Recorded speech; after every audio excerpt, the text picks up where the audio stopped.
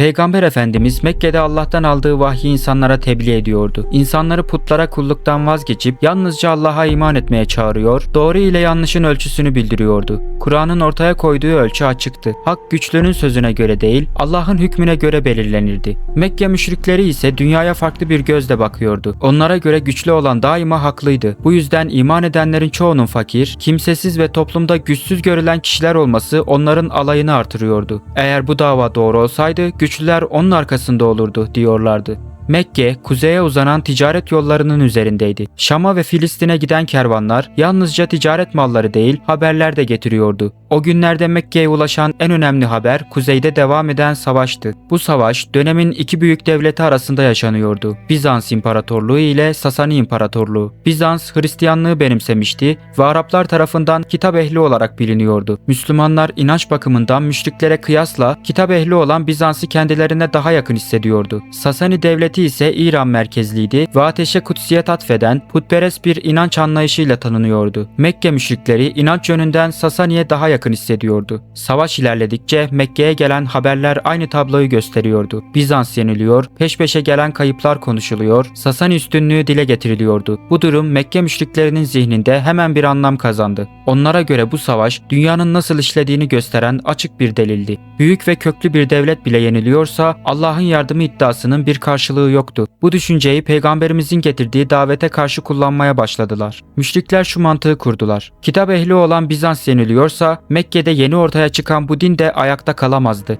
Bizans İmparatorluğu, Sasani İmparatorluğu karşısında peş peşe kayıplar yaşıyordu. Bu kayıplar tek bir anlık yenilgi değil, süreklilik gösteren bir gerilemeydi. Önce Şam ve çevresi güvenli olmaktan çıkmıştı. Bu bölge Bizans için yalnızca bir şehirler topluluğu değildi. İdarenin, ticaretin ve dini nüfusun dayandığı bir hattı. Bu kayıp Bizans'ın doğuda ayakta kalma imkanını zayıflatmıştı. Ardından haberler Filistin bölgesinde yoğunlaştı. Bizans burada da tutunamadı. En ağır darbe ise Kudüs'ün kaybıydı. Bu şehrin elden çıkması yalnızca askeri bir kayıp olarak değerlendirilmedi. Halk arasında Bizans'a ilahi yardımın kesildiği düşüncesi güçlendi. Bizans'ın en zayıf anıydı. İnsanların gözünde bu yenilgi artık geçici değildi. Bizans bitti deniliyordu. Tam bu sırada Mekke'de Kur'an ayetleri indi. Rum suresinde Allah Teala şöyle bildiriyordu. Rum yenildi, yakın bir yerde. Ama onlar bu yenilgilerinden sonra birkaç yıl içinde mutlaka galip geleceklerdir. Öncesinde de sonrasında da emir Allah'ındır. O gün müminler sevineceklerdir. Ayetler indiğinde Bizans gerçekten yenilmişti. Şam ve Filistin kaybedilmiş, Kudüs düşmüştü. O günün şartlarında Bizans'ın yeniden galip gelmesi insanların gözünde mümkün görünmüyordu. Buna rağmen Kur'an bu yenilginin geçici olduğunu ve Bizans'ın belirli bir süre içinde tekrar galip geleceğini haber verdi. Bu haberin mucize yönü yalnızca sonucun bildirilmesi değildir. Ayet sonucu zamanla sınırlandırarak bildirmiştir. 3 ila 9 yıl arası bir süre verilmiştir. Böyle bir ifade insan sözü olamaz. Çünkü süre dolduğunda doğru ya da yanlış olduğu herkes tarafından görülecektir. Sahte bir iddia sahibi böyle açık bir riski üstlenemez. Ayet yenilginin gerçekleştiği yeri de haber vermiştir. Fi etnal ard ifadesi hem yakın bir yer hem de yeryüzünün en alçak yeri anlamını taşır. Bizans'ın yenildiği bölge olan Filistin Lut Gölü Havzası bugün kesin olarak bilindiği üzere yeryüzünün en alçak kara bölgesidir. Bu bilgi ayetlerin indiği dönemde insanların sahip olduğu bir coğrafya bilgisi değildi. Buna rağmen Kur'an yenilginin gerçekleştiği yeri bu ifadeyle haber vermiştir. Bu iki husus birlikte düşünüldüğünde Rum suresinde açık bir mucize ortaya çıkar. Kur'an hem gelecekten haber vermiş hem de insanların bilmediği bir coğrafi gerçeğe işaret etmiştir. Üstelik bunu Bizans'ın en zayıf anında yapmıştır. Ayetler nazil olduktan sonra Mekke'de tartışma büyüdü. Müşrikler kuzeyden gelen haberleri tekrar tekrar dile getiriyor, Bizans'ın düştüğü durumu Müslümanların yüzüne vuruyordu. Onlara göre ayetin bildirdiği şey gerçekleşmesi mümkün olmayan bir iddiaydı.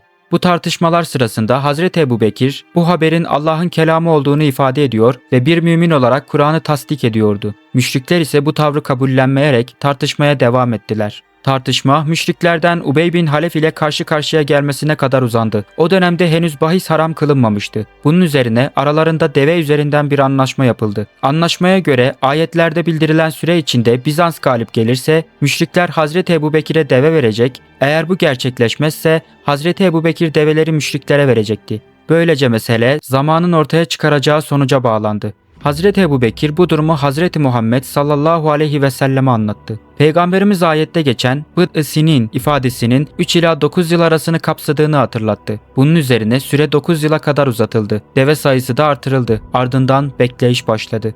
Yıllar geçerken kuzeyden gelen haberlerin tonu değişmeye başladı. Daha önce yalnızca gerilemeden söz edilirken artık Bizans'ın tamamen dağıldığı düşüncesi de sorgulanır oldu. Bu değişimin merkezinde Bizans İmparatoru Herakleios vardı. Herakleios peş peşe gelen kayıpların ardından devletin geleceği konusunda derin bir umutsuzluğa sürüklenmişti. Tarih kaynaklarında bu dönemde imparatorun başkenti terk etmeyi bile düşündüğü aktarılır. İşte bu noktada Herakleios eski düzenle bu savaşın kazanılamayacağını anladı. Bu durum Bizans'ta bir kırılma oluşturdu. Herakleios ilk olarak devletin iç düzenine yöneldi. Ordu yeniden ele alındı, dağınık halde bulunan birlikler toparlandı ve disiplin yeniden sağlandı. Sadece asker sayısı değil, orduya bakış da değişti. İmparatorlukta yalnızca askeri değil, psikolojik bir toparlanma da yaşanıyordu. Herakleios'un bu yeni tutumu savaşın psikolojik dengesini değiştirdi.